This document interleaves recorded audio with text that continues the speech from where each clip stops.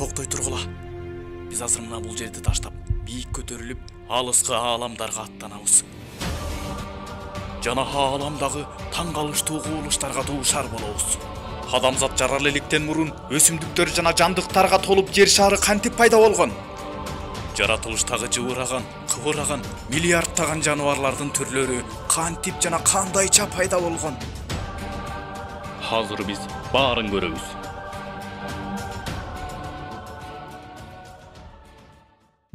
Мындан бир топ кыл мурун жердин бети мына дал ушундай тегиз деп эсептешчү. Түгүл жалпак жерди мына дал ушундай чоң 3 пил көтөрүп турат деген дагы жоромолдор болуп келген. Ал эми 3 пил болсо, өзүңөр көрүп тургандай, мына ушул ташпаканын үстүндө турат деген элестетүүлөр өкүм сүргөн. Ал эми ташпака болсо, эч нерсе жок мейкиндикте мына дал ушундай абалда калкып учуп жүрөт деген элестетүүлөр болуп келген. Мына байыркы адамдардын баарысы мына дал ушул көрүнүшкө толугу менен ишенип келишкен. Ал эми жердин бети болсо, мына дал ушундай жалпак деп элестетишчү. Күн менен ай ушул жалпак жерди мына ушундай абалда айланып турат деген тыянак чыгарышкан. 18 жана 19 кылымдарда гана мына так ушундай асман мейкиндиктерин кароочу курал-жарактар пайда боло баштады. Мына байыркы адамдардын баарысы жердин бетин мына так ушундай абалда элестетип жүргөн мезгилде Аллахтын сөзү болгон ыйык Кур'аны Карим жерге түшүрүлүп калган эле. Көрсө, жердин формасы кандай экенин эбак эле ыйык Кур'аны Карим так жана даана көрсөтүп койгон экен. Аллах асмандар менен жерди акыйкат мыйзам менен жаратты. Ал түндү күндүздүн үстүнө айландырды, күндүздү түндүн үстүнө айландырды. Жана күн менен айды өзүнө баш ийдирип койду. Баары бир белгилүү мөөнөткө чейин жүрүп турушат. Ал ызаттуу, кечиримдүү. Мына ыйык Кур'аны Каримдин дал ушул аятына жакшылап маани берип көрөбүз. Эгерде мына бул жерде карай турган болсок, Аллах ал түндү күндүздүн үстүнө айландырды. Ал эми күндүздү түндүн үстүнө айландырды деген сөздүн маанисин чечмелегенге аракеттенебиз. Бул жерде айландырды деген сөздүн мааниси араб тилинде текбир деп аталат. Ал эми текбир деген сөздүн мааниси кыргызча оройт деген маанини түшүндүрөт. Мынакей, араб тилиндеги оройт деген сөздүн мааниси кандайдыр бир тоголок нерсени оройт деген маанини туюндурууда. Ал эми мына бул көрүнүштө кудуреттүү жараткан Аллах Таала күндүздү түн менен, ал эми түндү күндүз менен ороп аткан көрүнүштү байкоого болот. Көрсө, кудуреттүү жараткан Аллах Таала жердин формасы мына дал ушундай тоголок экенин ыйык Кур'аны Каримде теч ак эле бир топ кылым мурда эле эскертип, ачык айкын көрсөтүп койгон экен. Мына ушул жерден айта кетчү нерсе, жердин бети мына так ушундай тегиз деп элестетип жүргөн мезгилде ыйык Кур'аны Карим жер бетине түшүрүлүп калган эле. Ал эми илим техникалары болсо, жердин бетин тоголок экендигин акыркы 19 кылымдарда гана космос мейкиндиктерине байкоо салып туруучу курал-жарактар ойлоп табылып, качан гана мына ушундай курал-жарактар чыга баштаганда гана окумуштуулар жердин чындыгында эле тоголок формада экендигин аныктап биле башташкан. Жалгыз эле жер эмес, башка планеталардагы жердин формасындай тоголок экендигин андан кийин биле башташкан. Андан бери өтө көп убакыттар өттү.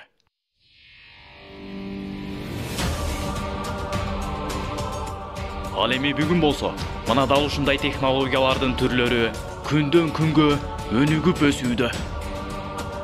Адамзат бүгүнкү күндө жөн эле космостогу мейкиндиктерге байкоо салып эле койбостон, космоско дагы саякаттап, жада калса конууга дагы үлгүрүштү. Дегенде айга, андан кийин Марс планетасына, Марс планетасы менен эле токтоп калбастан, дагы да башка планеталарга барууну максат кылып күндөн күнгө өнүгүшүүдө. 21 кылым. Мына жакын арада эле астрономия илими окумуштуулар акыркы күндөрү космостон ушундай бир таң калыштуу кубулуштарга дуушар болушууда. Акыркы изилдөөлөр боюнча космос мейкиндигинде убакыт өткөн сайын күндөн күнгө акырындык менен бүткүл галактика жана жылдыздар жана бардык планеталар бири-биринен алыстагандан алыстап, чоюлгандан чоюлуп, кеңейгенден кеңейип бараткандыгын байкашууда. Ааламдагы планеталар жана бир топ миллиарддаган жылдыздар кеңейип бараткандыгын мына бул мисалга карап түшүнсөк болот. Эгерде бир топ чекиттери бар кадимки шаарды үйлөй турган болсок, канчалык кеңейген сайын ал чекиттер бири-биринен алыстап атканын байкасак болот.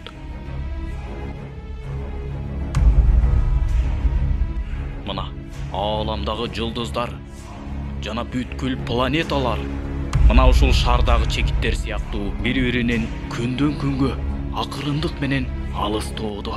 Бул ааламдын кеңейүүсү мына азыркы күнгө чейин токтоосуз дагы да кеңейүүдө. Ал эми ааламдын кеңейүүсү тууралуу ыйык Кур'ани Карим эмне дейт? Биз асманды өзүбүздүн кубатыбыз менен көтөрдүк, жана биз аны кеңейтүүчүбүз. Көрсө, Т14 кылым мурда эле аалам жөнүндө эч бир адамда түшүнүк жок кезде эле ыйык Кур'ани Каримде ааламдын кеңейүүсү тууралуу Аллах Таала айтып койгон экен. Эң кызыгы мына так ушул жерде жатат. Биз азыр Жер планетасы, бүткүл аалам кантип пайда болгонун байкап көрөбүз. Эсиңиздеби? Ааламдардын кеңейүүсүн биз мына дал ушул шарга салыштырган элек. Азыр биз дал ушул көрүнүштү кайрадан артка түрдүрүп көрөбүз. Ооба, чындыгында эле биз кайрадан баарысын мына бул кеңейип аткан шарды кайрадан кичирейтип артка түрдүрүп байкап көрөбүз. Баягы кеңейип аткан, күндөн күнгө кеңейип аткан ааламдарды, жылдыздарды мына бул шар сыяктуу кайрадан кичирейтип артка түрдүрүп көрөбүз. Эгерде кеңейип аткан ааламды артка түрдүрсөк, анда биз эмнени көрөбүз? Азыр байкап көрөбүз. Баягы кеңейип аткан ааламдарды мына дал ушундай абалда артка түрдүрүп кичирейтип кете бере турган болсок, анда баягы бүткүл аалам мына дал ушундай бир бүтүн болуп турганын байкайбыз.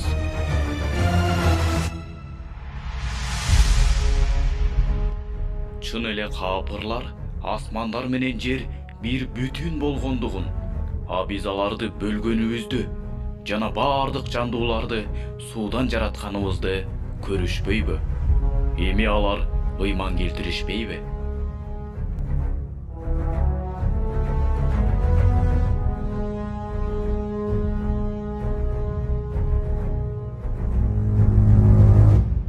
Ал эми эң башында көзгө көрүнгөн таптакыр эч нерсе жок эле. Жалгыз гана кудуреттүү Аллах Тааладан башка эч нерсе жок эле.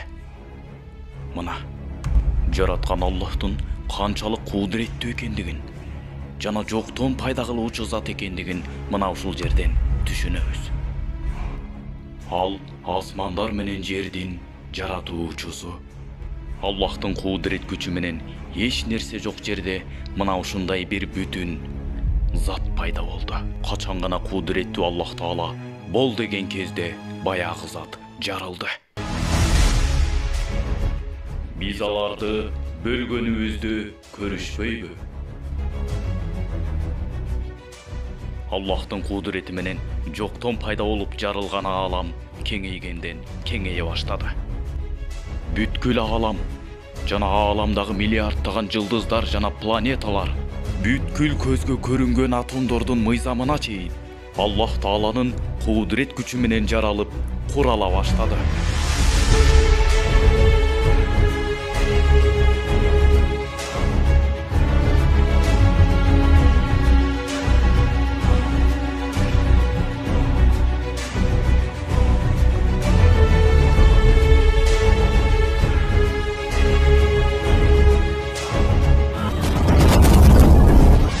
видеону даярдаган Шындык ТВ каналы. Ал эми бул видеого лайк басып, каналга катталганыңыз үчүн сизге терең ыраазычылык.